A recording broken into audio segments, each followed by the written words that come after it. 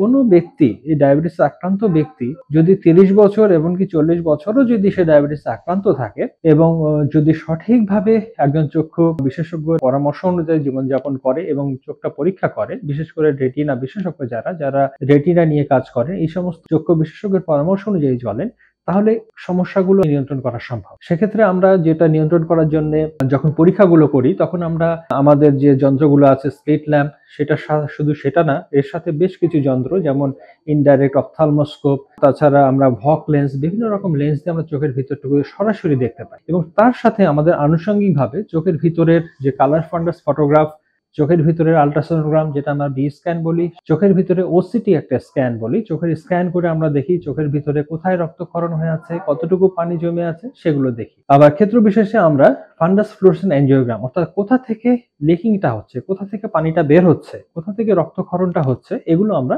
বোঝার চেষ্টা করি। এখন অত্যন্ত আনন্দের ব্যাপার যে বাংলাদেশের সমস্ত পরীক্ষাগুলোই হচ্ছে। আমি দুটি জায়গায় কনসালটেশন করে থাকি, আপনারা জানেন। আমি খুলনাতে বাংলাদেশ আই হসপিটালে কনসালটেশন করে থাকি এবং একই সাথে শুধুমাত্র বৃহস্পতিবার সপ্তাহে একদিন কুষ্টিয়া দৃষ্টি আই হসপিটালে কনসালটেশন করে থাকি। খুলনাতে যদিও বাংলাদেশ হাসপাতালে এই ব্যবস্থাগুলো আগে থেকেই আছে, কিন্তু অত্যন্ত সুখবর এইটাই যে কুষ্টিয়াতেও বর্তমানে প্রায় সমস্ত ব্যবস্থাগুলি আমরা করতে পেরেছি।